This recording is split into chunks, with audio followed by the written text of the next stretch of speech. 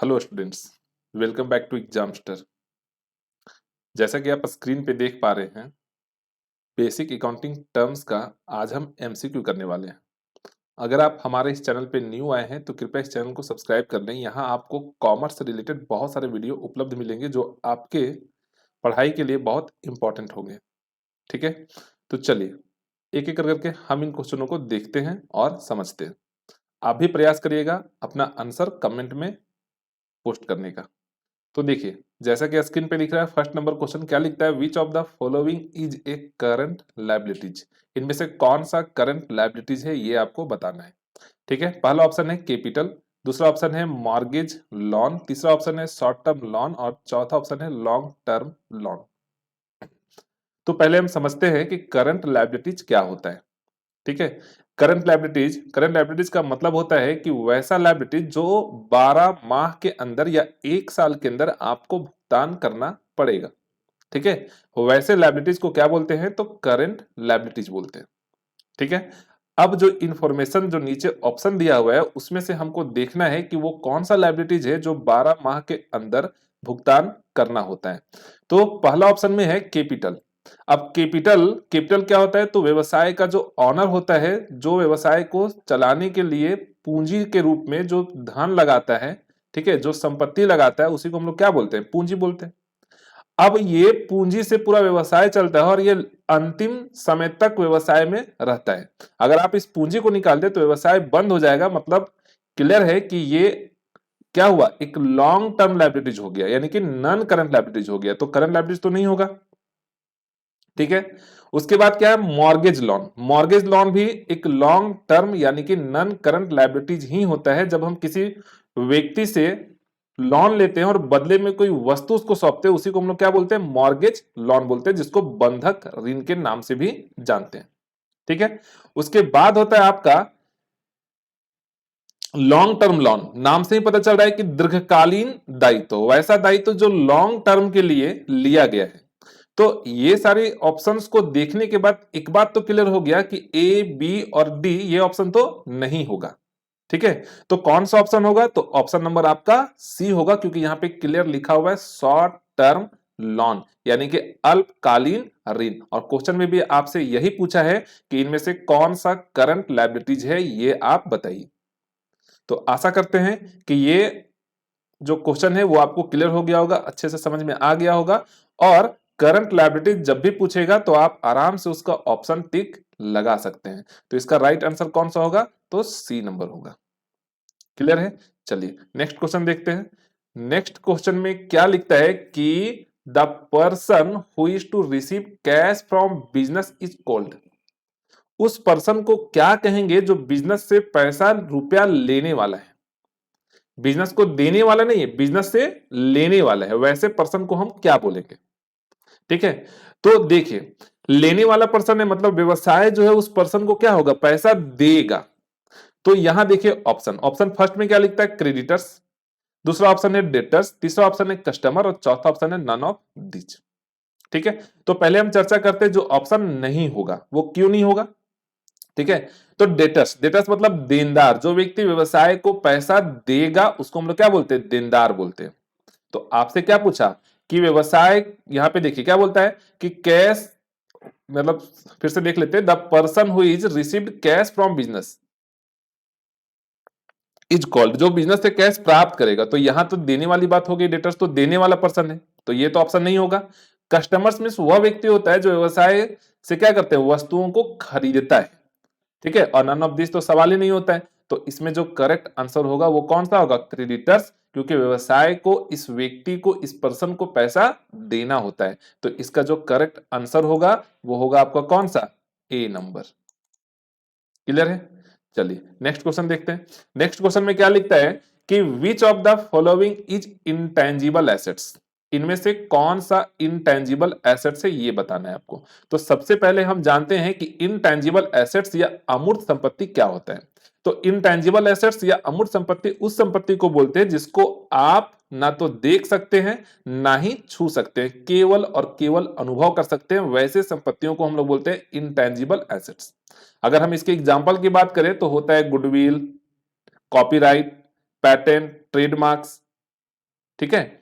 तो ये सारा हमारा क्या है, इनटेंजिबल एसेट्स है, मतलब अमूर्त संपत्ति। अब हम ऑप्शन की ओर आते हैं और देखते हैं कि इनमें से कौन सा अमूर्त संपत्ति है। तो बात कर रहा है इन्वेस्टमेंट का, तो इन्वेस्टमेंट नहीं होगा क्योंकि ये फिक्स्ड एसेट्स होता है, नॉन करंट एसेट्स होता है। ठीक है। वैसे ही अगर हम बात करें फर्नीचर का, तो फर्नीचर के साथ भी सेम चीज है कि फर्नीचर भी हमारा क्या होता है, नॉन करंट एसेट्स होता है। फिर बात करें स्टॉक का, तो स्टॉक क्या होता है, करंट एसेट्स होता है। ठीक है। अब आपके पास क्या बच गया, गुडविल। तो गुडविल क्या है, इनटेंजिबल एसेट्स है, अमूर्त संपत्ति है। क्लियर। चलिए, तो इसका ऑप्शन कौन सा हो गया, डी नंबर। ठीक है। चलिए नेक्स्ट क्वेश्चन देखते हैं। नेक्स्ट क्वेश्चन में क्या लिखता है, which of the following is not fixed assets, यानी कि इनमें से कौन सा अस्थाई संपत्ति नहीं है। और याद रखिएगा फिक्स्ड एसेट्स को नॉन करंट एसेट्स के नाम से भी जानते हैं। तो इसमें से कौन सा अस्थाई संपत्ति नहीं है ये आपको बताना है। तो चलिए ऑप्शन को देखते हैं कि कर करके। अब बात करता है फर्नीचर का, तो फर्नीचर तो अस्थाई संपत्ति है। ठीक है। फिर बात करते हैं लैंड का, यानी कि भूमि का, तो ये भी अस्थाई संपत्ति। और फिर बात करते हैं मशीनरी का, तो ये भी आपका अस्थाई संपत्ति है। ठीक है। तो इसमें से कौन सा नहीं है, तो हो गया आपका प्रीपेड एक्सपेंसेस। ठीक है। ये हमारा अस्थाई संपत्ति नहीं है। ये कौन सा संपत्ति है, तो करंट यानी कि चालू संपत्ति है। ठीक है। और आपसे वही पूछा कि इसमें से कौन सा नहीं है, तो प्रीपेड एक्सपेंस अस्थाई संपत्ति नहीं है। तो ये इसका करेक्ट आंसर हो गया। ठीक है। चलिए नेक्स्ट क्वेश्चन की ओर आते हैं। देखिए नेक्स्ट क्वेश्चन क्या लिखता है, निम्न में कौन अस्थाई संपत्ति है, which of the following is fixed assets. इस बार पूछा है कि इनमें से कौन सा अस्थाई संपत्ति है, ये आपको बताना है। तो अस्थाई संपत्ति कौन सा है, तो डेटर्स तो नहीं होगा, पहले ही हम लोग चर्चा कर चुके हैं ये कि कौन सा एसेट्स है, ये करंट एसेट्स होता है।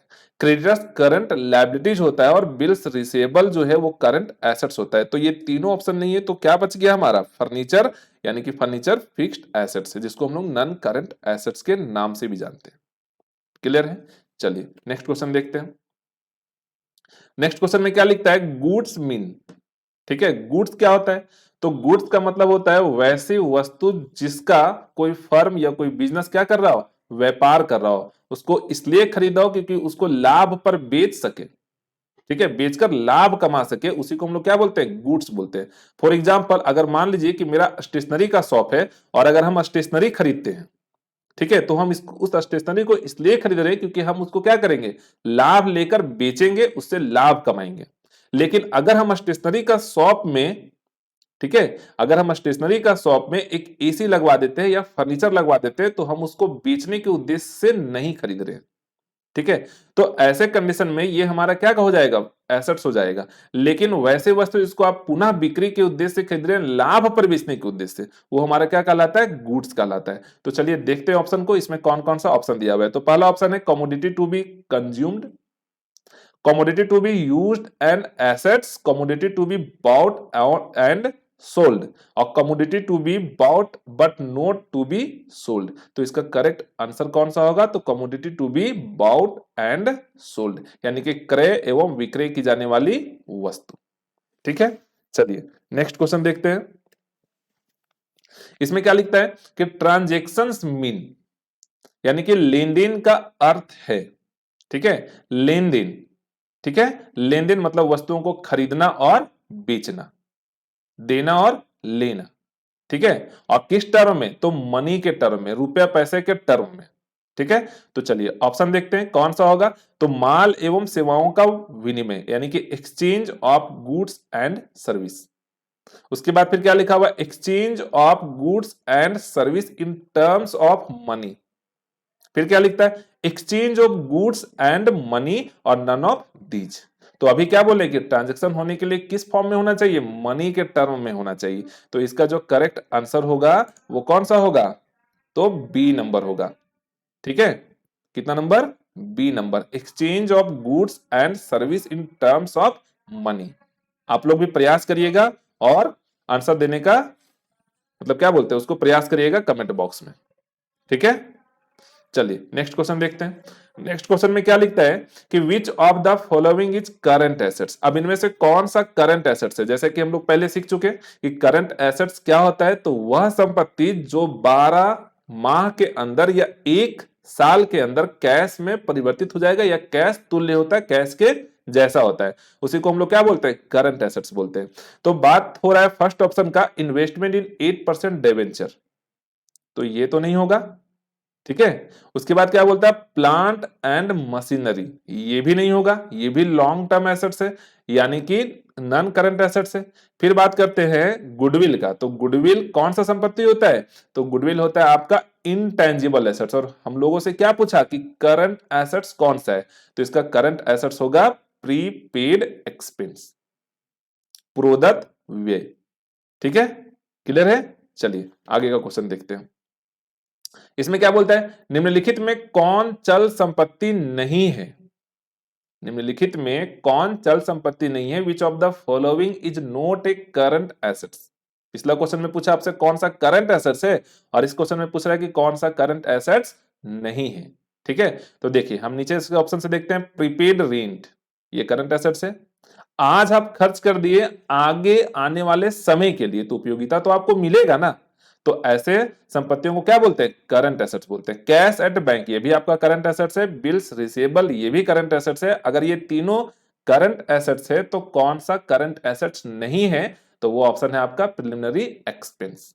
और ये प्रिलिमिनरी एक्सपेंस क्या होता है, तो प्रारंभिक व्यय, यानी कि ये सिर्फ व्यवसाय की जो बहियां होती है, यानी कि जो बैलेंस शीट होता है उसमें सिर्फ दिखावा के लिए नामात्र की संपत्तियों को रखा जाता है कि वो फर्म या कंपनी या क्या बोलते हैं बिजनेस लॉस में ना चला जाए, ठीक है। क्योंकि ये खर्च एक से अधिक वर्षों के लिए होता है, और अगर हम एक ही साल दिखा देंगे तो कंपनी को लॉस दिखेगा, इसलिए हम लोग उसको क्या करते हैं, बैलेंस शीट में मेंटेन करके रखते हैं। और ऐसे संपत्तियों को, जो केवल नाम मात्र की संपत्ति होती है, जो काल्पनिक संपत्ति होती है, केवल दिखावा वाली संपत्ति होती है, वैसे संपत्तियों को हम लोग बोलते हैं फिक्टिशियस एसेट्स, ठीक है।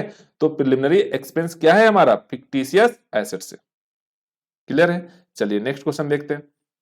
नेक्स्ट क्वेश्चन में क्या लिखता है, निम्नलिखित में कौन चल दायित्व है, which of the following is current liabilities, ठीक है। अब आपसे पूछा है करंट लायबिलिटीज, तो करंट लायबिलिटीज का मतलब तो समझते हैं पहले ही हम लोग कि करंट लायबिलिटीज मींस वह लायबिलिटीज जो एक साल के अंदर आपको नगद में भुगतान करना पड़ेगा, एक साल के अंदर भुगतान करना पड़ेगा, ठीक है। तो 8% डेवेंचर है, तो डेवेंचर लॉन्ग टर्म के लिए लायबिलिटीज होता है, तो ये तो नहीं होगा। 10% प्रीफरेंस शेयर, ये भी लॉन्ग टर्म के लिए होता है, और इक्विटी शेयर ये भी लॉन्ग टर्म के लिए ही लायबिलिटीज होता है। तो कौन सा लायबिलिटीज बच गया आपका, बैंक ओवरड्राफ्ट। तो बैंक ओवरड्राफ्ट जो है वो आपका कैसा लायबिलिटीज है, तो करंट लायबिलिटीज है, क्लियर है। चलिए नेक्स्ट क्वेश्चन की ओर आते हैं। नेक्स्ट क्वेश्चन में क्या लिखता है, निम्नलिखित में कौन चल दायित्व नहीं है, which of the following is not current liabilities. इसमें से कौन सा चल दायित्व नहीं, यानी कि करंट लायबिलिटी नहीं है, ये आपको बताना है। तो पहले हम लोग डिस्कस करेंगे वह ऑप्शन पे जो नहीं होगा, और बाद में छट के खुद ही आ जाएगा कि कौन सा इसमें नहीं होने वाला है, ठीक है। देखिए अगर हम बात करें नन करंट लायबिलिटीज, तो वो कौन सा होगा, तो पहला ऑप्शन है बिल्स पेबल, ये तो करंट लायबिलिटीज है, ठीक है।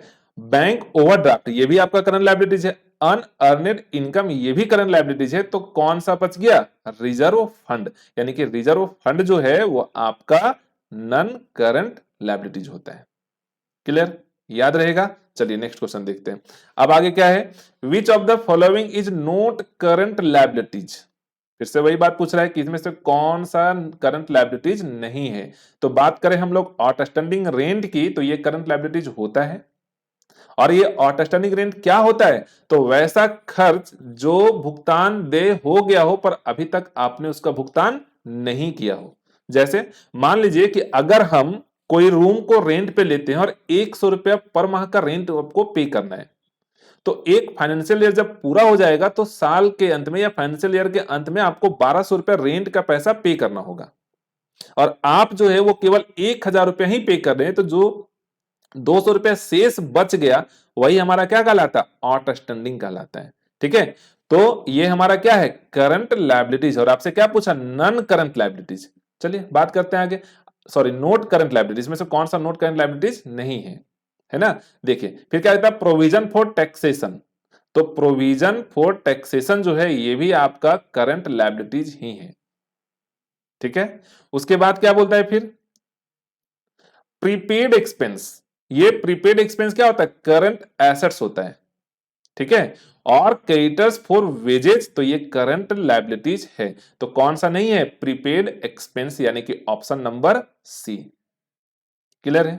चलिए नेक्स्ट क्वेश्चन की ओर आते हैं। नेक्स्ट क्वेश्चन में क्या लिखता है? निम्नलिखित में कौन अमूर्त संपत्ति है?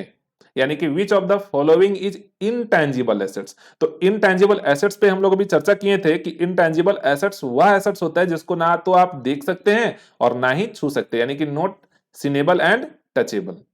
ठीक है, केवल क्या कर सकते हैं? फील कर सकते हैं, केवल अनुभव कर सकते हैं।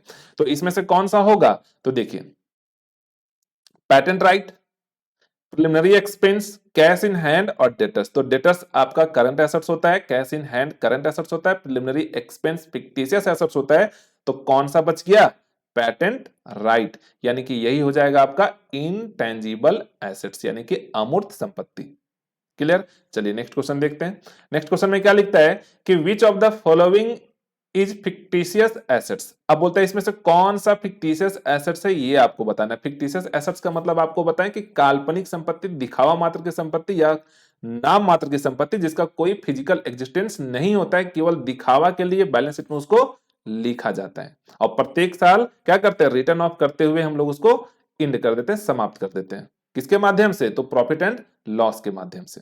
ठीक है, तो देखिए इसमें से किस पे बात कर रहे हैं? तो पहला आ गया आपका गुडविल, फिर है प्रीपेड एक्सपेंस, प्रिलिमिनरी एक्सपेंस और हॉर्स एंड कार्ट्स। ठीक है, क्वेश्चन में क्या था कि which of the following is fictitious assets. कौन सा फिक्टिशियस एसेट्स है? तो गुडविल क्या है? इंटेंजिबल एसेट्स है। ठीक है, तो ये तो नहीं होगा। प्रीपेड एक्सपेंस ये क्या है? करंट एसेट्स है। प्रिलिमिनरी एक्सपेंस क्या है? तो ये आपका कौन सा है? फिक्टिशियस एसेट्स है। और हॉर्स एंड कार्ट जो होता है ये आपका कौन सा संपत्ति है? फिक्स्ड एसेट्स है। ठीक है, लाइव स्टॉक जिसको बोलते हैं हम लोग। ठीक है, चलिए नेक्स्ट देखते हैं। तो इसका करेक्ट आंसर आपका सी हो गया। अब आ जाइए 15 नंबर क्वेश्चन पे। क्या लिखता है? क्रय खाता है, purchase account is real account, personal account, nominal account और नन ऑफ दीज। अब जानते हैं हम लोग कि रियल अकाउंट क्या होता है। तो रियल अकाउंट वह अकाउंट होता है जिसमें जो संपत्तियों से रिलेटेड होता है। किससे रिलेटेड होता है? एसेट से। ठीक है, पर्सनल अकाउंट क्या होता है? जो व्यक्तियों से संबंधित होता है, पर्सन से रिलेटेड होता है। ठीक है, और नॉमिनल क्या होता है? खर्च और एक्सपेंस, इनकम और क्या बोल सकते हैं? प्रॉफिट से रिलेटेड होता है। तो जो परचेज है, जब हम वस्तुओं को खरीदते हैं तो हम ऐसा मान के चलते हैं कि वो क्या है? हमारा खर्च है। तो किसके अंतर्गत आएगा? नॉमिनल के अंतर्गत आएगा। क्लियर है? चलिए नेक्स्ट क्वेश्चन देखते हैं। इसमें क्या लिखता है कि the excess of income over expenditure during a period of time is called. ठीक है, अगर बोल रहा है कि किसी समय के दौरान व्यय पर आय से अधिक को क्या कहते हैं? मतलब व्यय आपका कम है और आय क्या है? ज्यादा है। तो वैसे कंडीशन में क्या होगा? प्रॉफिट होगा। तो इसका जो करेक्ट आंसर होगा वो कौन सा होगा? ए नंबर होगा। या बी के स्थान पे लिखा हुआ पर करेक्ट यहां आपको दिखाना है ए नंबर। ठीक है, यानी कि प्रॉफिट। चलिए नेक्स्ट क्वेश्चन देखते हैं। नेक्स्ट क्वेश्चन में क्या लिखता है? किसी समय के दौरान आय पर व्यय के अधिक को क्या कहते हैं? अब यहां क्वेश्चन उल्टा हो गया। आय पर व्यय का अधिक मतलब व्यय ज्यादा है, आय कम है, तो क्या होगा? उसी का उल्टा होगा, लॉस होगा। ठीक है, तो इसका कौन सा ऑप्शन सही होगा? ये वन वाला, जो कि बी के नाम से लिखा हो, पर ये आपको लॉस याद रखना है। ठीक है, चलिए नेक्स्ट क्वेश्चन देखते हैं। यहाँ पे क्या बोलता है? संपत्तियां जिन्हें अल्प अवधि में नगद में परिवर्तित किया जा सकता है कहलाती है assets which can be converted into cash with in a short span of time is called. तो फिक्स्ड एसेट तो नहीं होगा, टेंजिबल एसेट्स भी नहीं होगा, क्या होगा? लिक्विड एसेट्स होगा, जिसको हम लोग क्या बोलते हैं? तरल संपत्ति। और इसको अलग अलग नाम से भी जानते हैं, जैसे कि एसिड टेस्ट भी बोलते हैं और क्विक एसेट्स भी बोलते हैं। तो आप इसको याद रख सकते हैं। और लास्ट क्या हो गया? Preliminary expense. तो इसका करेक्ट जो आंसर होगा वो होगा लिक्विड एसेट्स बोलिए, acid assets, acid test assets बोलिए, या फिर क्विक एसेट्स बोलिए। ठीक है, चलिए नेक्स्ट क्वेश्चन देखते हैं। नेक्स्ट क्वेश्चन में क्या लिखता है? एक व्यक्ति जिसे फर्म को धन देना है कहलाता है। A person who pays to the firm money is called. अब फर्म को धन देना है। पिछला क्वेश्चन में हम लोग क्या देखते हैं कि फर्म से लेना है, और अब क्या है? फर्म को देना है। तो जब फर्म को देना है तो उस व्यक्ति को हम लोग क्या बोलेंगे? डेटर्स बोलेंगे, यानी कि ऑप्शन नंबर बी आपका करेक्ट होगा। क्लियर? चलिए नेक्स्ट क्वेश्चन देखते हैं। यहां पे क्या लिखता है कि कार्यशील पूंजी है, वर्किंग कैपिटल इज। तो वर्किंग कैपिटल का फॉर्मूला होता है current assets minus current liabilities. तो इसका करेक्ट आंसर हो गया a number, current assets minus current liabilities. चलिए आगे देखते हैं, यहां क्या लिखता है, cash discount is allowed to allowed at the time of sales of goods, received at the time of making payment, received at the time of purchase of goods और all of the above। तो यहां याद रखिएगा कि cash discount नगद लेन then के समय ही use किया जाता है, उसी समय दिया या लिया जाता है। तो बी नंबर ऑप्शन में क्या बोला कि भुगतान करते समय प्राप्त होती है, तो कैश डिस्काउंट कब प्राप्त होगा, तो भुगतान करने के समय प्राप्त होगा, यानी कि इसका करेक्ट आंसर कौन सा होगा, बी नंबर।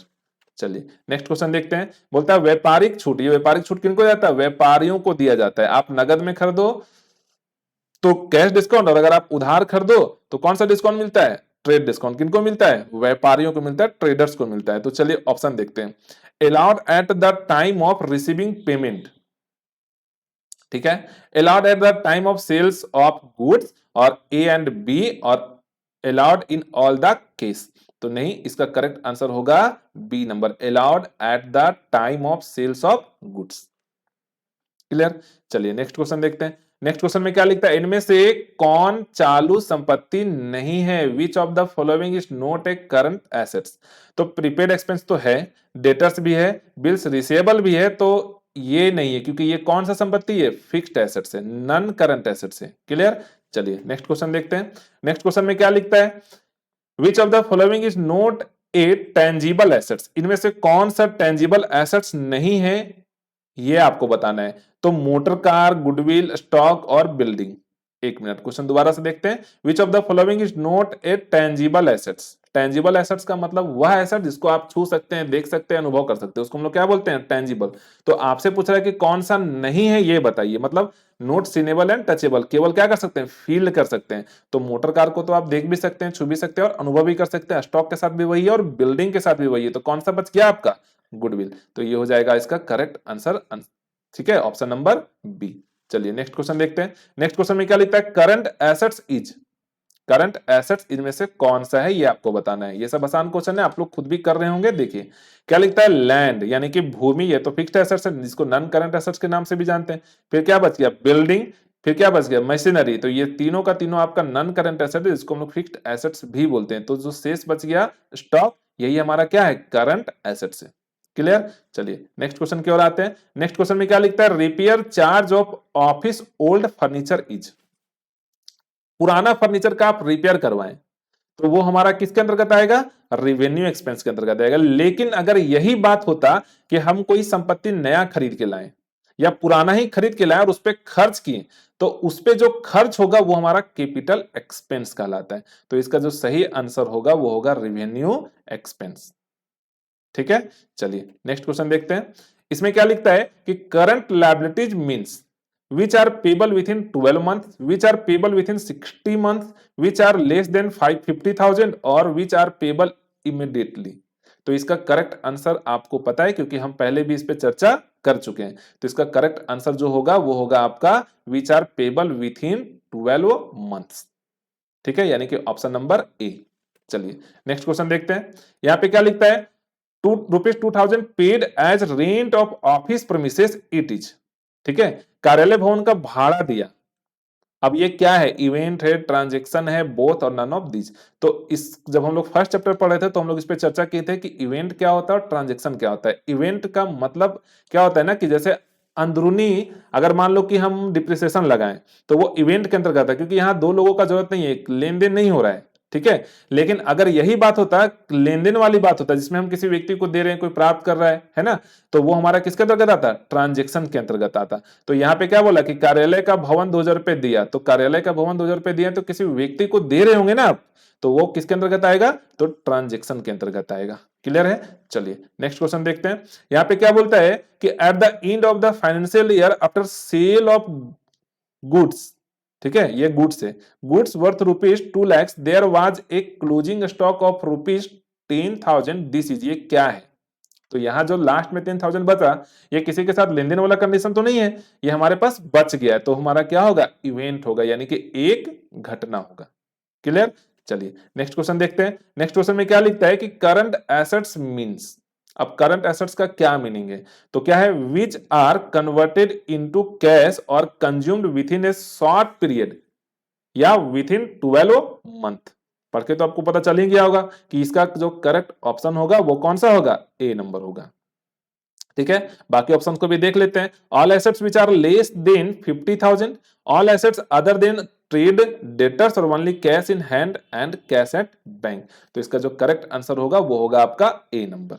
चलिए नेक्स्ट क्वेश्चन देखते हैं। यहां पे क्या बोलता है, लॉन्ग टर्म लायबिलिटीज। ठीक है, लॉन्ग टर्म लायबिलिटीज कौन सा है, तो डिवेंचर, बिल्स पेबल, क्रेडिटर्स और आउटस्टैंडिंग एक्सपेंस। तो बिल्स पेबल आपका शॉर्ट टर्म लायबिलिटीज होता है, क्रेडिटर्स भी शॉर्ट टर्म होता है और आउटस्टैंडिंग एक्सपेंस भी शॉर्ट टर्म होता है। तो लॉन्ग टर्म कौन होगा, डिवेंचर्स होगा। क्लियर।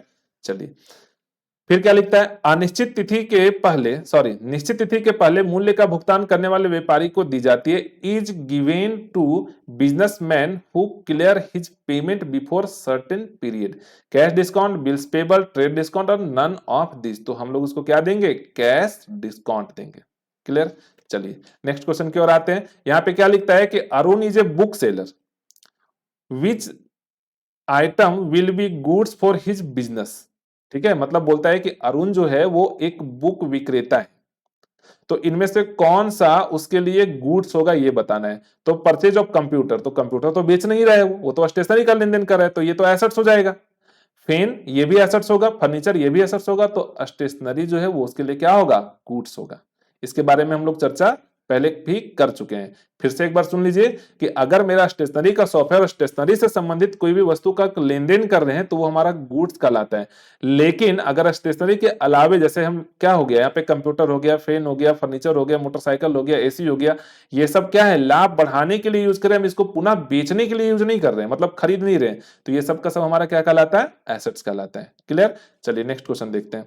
इसमें क्या बोलता है, current liabilities is, current liabilities इसमें से कौन सा है ये आपको बताना है। तो creditors, debenture, long term loan. अब यहां तो क्लियर ही पता चल गया कि क्रेडिटर्स जो है वही हमारा क्या है, करंट लायबिलिटीज है, बाकी ये सब लॉन्ग टर्म लायबिलिटीज और नन ऑफ दिस का तो प्रश्न ही नहीं उठता है क्योंकि ऊपर वाला ऑप्शन हो रहा है। चलिए नेक्स्ट क्वेश्चन क्या बोलता है, another terms use for expense is. Expense को अनदर टर्म में क्या यूज करते हैं, तो एक्सपायर्ड कॉस्ट बोलते हैं, समाप्त लागत बोलते हैं। ये इंपॉर्टेंट क्वेश्चन है, ध्यान रखिएगा इसको। ठीक है।